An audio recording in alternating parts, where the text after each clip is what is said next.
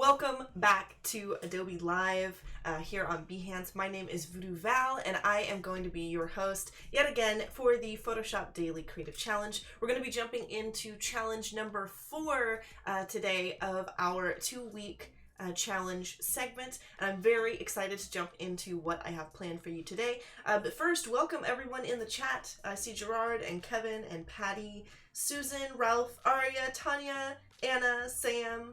It's so good to see you folks. Thank you all for joining me today. If you are over on the YouTube chat, I cannot see your chat messages, so please head over to behance.net/live and be active in the Behance chat. That is where all of us are hanging out. It's where I will be able to read your chat messages and maybe answer some questions. And it is also where you will be able to get your links to the Daily Creative Challenge landing page, which I am about to jump into real quick. For those of you who have maybe never been here for the challenges, maybe you've heard of the challenges and haven't participated, or if you are just maybe have done these challenges in the past but need a little refresher, I'm going to jump over to the Behance landing page right quick and kind of walk you through what we have planned for the morning. So if you come over to behance.net/challenge/Photoshop, you will be on the Daily Creative Challenge page for Photoshop.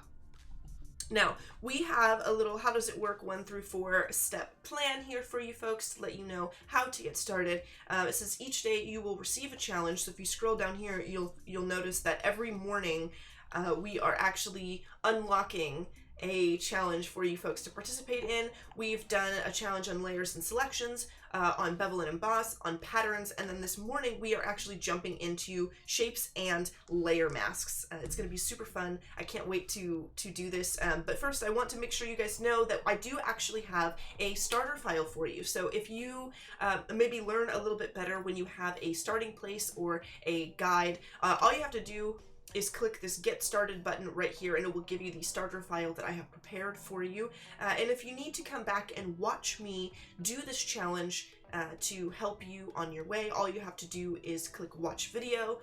Or if you are in the future right now and you are watching all of the challenges that will be unlocked, will actually have this button so you can come back and watch the archived video later on, if that is what you need. And if you scroll down to the bottom of this page, it actually has most of the previous challenges as well. So if you want to jump back into some of the challenges that we have already done, you can come over here, you can click Watch All and get the previous archive videos for those. You can still get all of the starter files. You can still read all of the instructions for each challenge, which is pretty darn cool. We would also love for you folks to get involved in the community. So as I said, if you're over on YouTube, definitely come over to Behance, watch our daily live show, and also share your feedback in the Discord. So if you have not joined the Discord already, please head over to this URL. If you go to bit.ly/psdiscord, make sure to capitalize that P and that S so that you go to the right server. We will be in there kind of sharing our challenge entries, and I'm actually about to pull it up right now and give you folks some feedback on the challenges that you have posted already. You folks have been doing a wonderful job, and we have people in there like Sam and Tim, who are mentors who give wonderful feedback, but I would like to highlight some of your work on the stream today because there are some pretty cool things going on in the Discord. So let me pull this up real quick. I'm going to switch over to my Discord. So for the first challenge, we transformed ourselves into a space explorer. The second and third challenges, we actually designed a badge. We gave it a little bit of bevel and emboss, and then we actually applied patterns to it. So this is one from Spoon River that I think is super cool. It's very glossy, very fun. Super reminiscent of the Star Trek logo, which is kind of the shape that I started with on those days, because I thought that would be fun. All of our challenges are sci-fi themed, by the way, because I just thought that would be cool. You guys know that I'm a big sci-fi nerd. I thought it would be a fun way to kind of get involved in the challenges by giving it a little theme. Strass says that he has posted his final work. This is an interesting little alien that he's got going on here, which I love. Looks like Strass also posted, this is the pattern item, I believe, that he has applied here to the rim of his little UFO, which is super cool. Spoon River says, combine 3 photos with different lighting in each into this one version for day 1 of the challenge. Feedback wanted, please. And I think this is awesome. So we were replacing backgrounds and things to try and like take either a photo of ourselves or a photo of someone else and make them into a space explorer. So this is cool. Sometimes you just have to get off the right and enjoy the view, he says. And this is pretty cool. I love this image in the background. I think this looks great.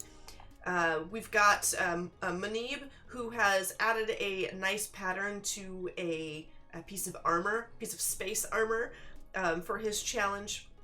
First upload, trying to use images in my albums to use either after or during the broadcast. Would love to know what you think of my dressed statues. Looks like they added some clothes and applied patterns to the clothes of the statues, which I think is just awesome. This is really great. Snow has done the Shapes and Layer Masks challenge and created like a whole piece of armor. I see you've added your badge, Snow, from the previous challenges as well, which looks super great. But you can see we've got a lot of really, really wonderful patterns and space badges and all kinds of super awesome stuff. This is really cool. Tan puts the armor that they made onto an image of me, which is super cool. I think this looks great. Makes me look like a very regal sort of space wizard. I'm very into it. But we've done a lot of pretty nifty stuff for these challenges thus far, and it's only going to become more fun. So today what we're going to be doing is we're going to be using layer masks to design ourselves a robot sidekick or a droid friend, because no space explorer is complete without a sidekick droid. I am going to page down this Discord real quick, and I'm going to show you what you get when you click this button here that says get started. You should get a file that is, it just says starter file number 4, and it says challenge 4, robot sidekick. Create a custom robot sidekick. Define the silhouette of your robot with custom shape tools and add details using layer masks. And so I have a basic shape already prepared for you today, and I have done some of the, I believe I merged the ellipses here, so in your file you may have 2 separate ellipses, but all you would have to do if you want to merge yours like mine is click on one layer, hold shift, click the other layer, and select Control E, and that will merge selected. So we're going to jump into kind of illustrating this character, and I'm going to talk a little bit about why I chose to use layer masks for this challenge and not something else like clipping masks, for example, because we're going to be doing a similar thing as we might do with clipping masks, but there's one key difference for why it works better for this task today than for our other tasks. Previously we used clipping masks to add a little bit of texture to our badges, and today with our layer masks, the reason why I have chosen this is because we are creating kind of a nice silhouette, right, for our droid. You folks can come in, you can grab any of the shape tools from here, and you can create any shapes that you want and sort of arrange them into a silhouette for your character. You can even grab the pen tool if you select P from your keyboard, and you can start drawing out custom shapes, whatever you prefer, to create kind of a silhouette for your robot. And then we are going to add some color and some textures and things, but the main thing to keep in mind is that while I could do clipping masks on this, for example, maybe I'll do a quick demo.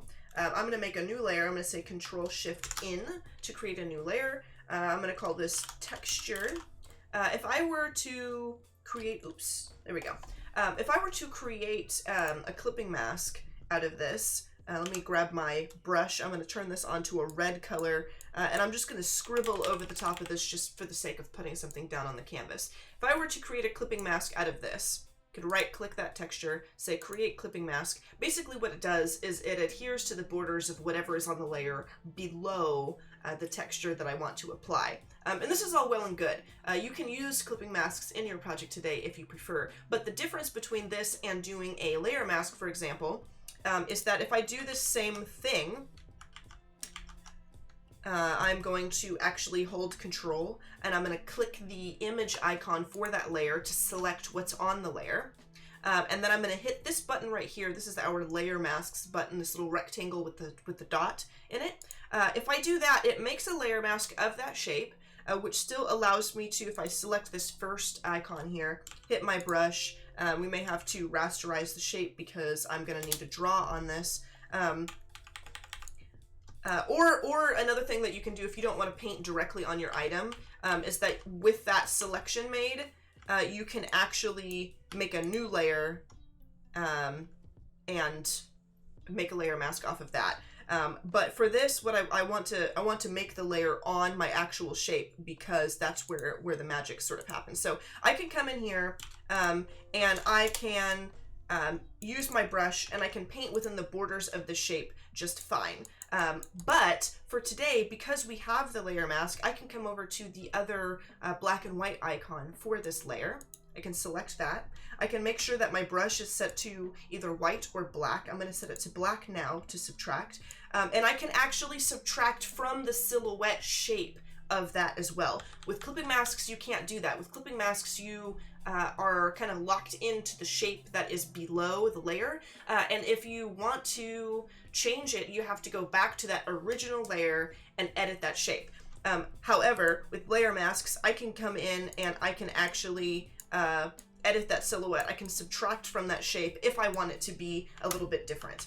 So that is why I'm using layer masks today, and that was kind of like a little brief explanation of the layer mask. But now I'm going to apply it in a manner that is relevant for this project. I'm going to start illustrating some things onto this silhouette shape, and I'm going to make myself a little robot. And this is how I'm going to do it. So I'm going to hold Control, and I'm going to click on the icon for the ellipse layers, so I can select my ellipses like so.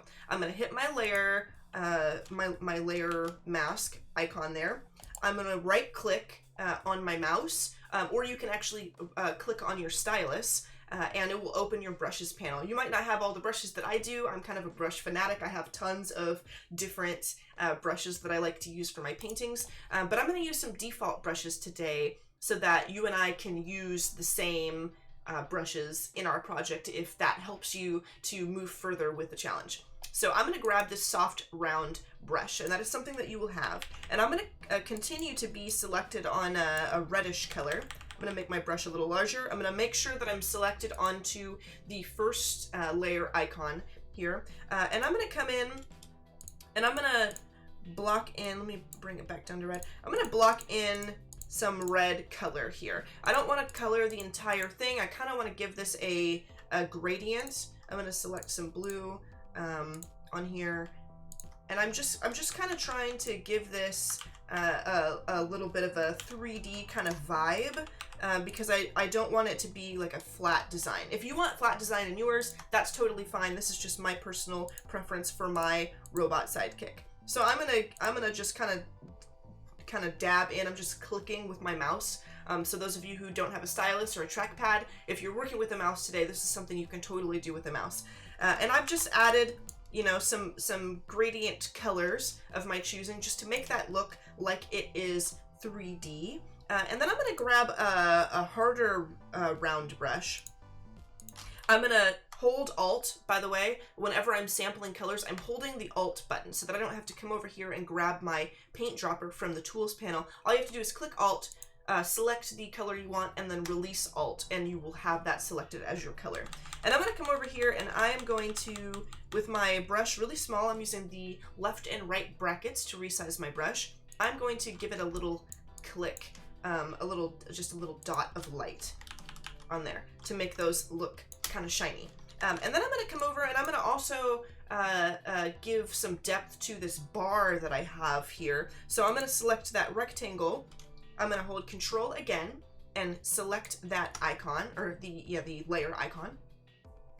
Also, if you are working with selections and you find that the little marching ants selection around your item is a little bit distracting, you can actually do the hotkey Control H, and that will hide the selection but continue to select what you've selected. So I actually do have this selected at the moment. So if you're ever working with selections, that's kind of an easy way to do it. And you can toggle it on and off if you prefer. And it won't actually deselect until you hit Control D or make a new selection. But I'm gonna hit the layer mask button yet again to make a layer mask. For that, I'm gonna make sure I'm selected onto the first icon there. And I'm going to sample my blue color here. I'm gonna grab a darker version of this color. Make sure I'm on my brush. I'm gonna click here, and it does give me this little box here saying that the layer must be rasterized before proceeding, because you can't paint onto a smart object or a vector. And I'm going to say okay. Some of you might not want to do that. Some of you may want to duplicate and make sure you have the original versions of your smart objects. That's totally fine. Whatever you want to do for this project, whatever feels right to you in your workflow, go for that. So I am going to make my brush a little bit larger with that right hand bracket, and with my darker color, I'm going to click here. I'm going to hold Shift because I want to paint in a straight line, and I'm just going to drag over. I actually want to make sure I'm selected on a soft round brush here because I want a nice gradient. So I'm going to click, hold Shift, and then I'm going to drag over, and that gives me a little bit of shading on that bar there. And then I'm going to snag this bright color here, and I'm going to do the same thing on the top. I'm just going to go like that. And that gives me kind of a 3D-esque look to that bar. Now the next thing we're going to do is we're going to select, hold Control, and select the larger rectangle here. And I'm going to do the same thing. I'm going to say create a layer mask. Make sure that first icon is selected. And I'm actually going to grab my gradient tool. Now you could use your brush still. You could make your brush super large, and you could come in and paint. In fact, that actually doesn't look so bad. I might actually leave that. But you can also grab your gradient tool, and if you don't see your gradient tool, all you have to do is right click on your paint bucket tools to open that menu and grab the gradient tool. I'm going to make sure that up at the top in my gradient selections that I have this transparent selection going, so it's only going to be giving me a gradient of one of my selected colors, my main foreground color, and it's not going to transition to another color. It's just going to transition into transparency.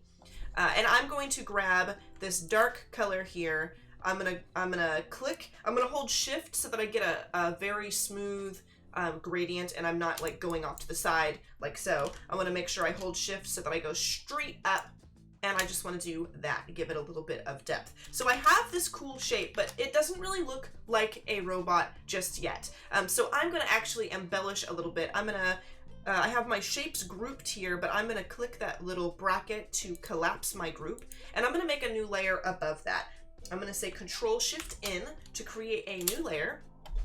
And then I'm going to come in with some shapes, and I can grab my little shapes tool right here. I'm going to right click and grab my ellipse tool, and I'm going to drag in some eyes. So when you're using your ellipse tool, you're using the rectangle tool, if you want it to adhere to like a perfect circle or a perfect square, all you have to do is hold Shift while you're dragging that, and it will allow you to do that. You can also hold space along with Shift, and you will be able to drag it around the canvas without altering the aspect ratio of your shape. So I'm going to get this into like kind of a nice shape like that. I think that will work. And then I'm going to edit this. So I'm going to come up here to stroke. I'm going to turn, well, maybe I'll leave stroke on actually for this. I'm going to go over to my fill, and I am going to maybe select a dark red.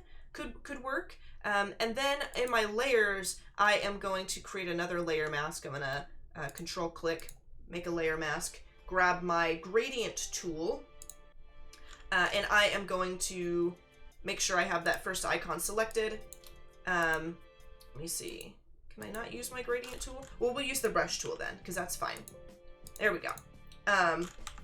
Maybe I can use it now because it's raster. Yeah, there we go. So I'm going to hold Shift. I'm going to give that a little bit of depth, like so.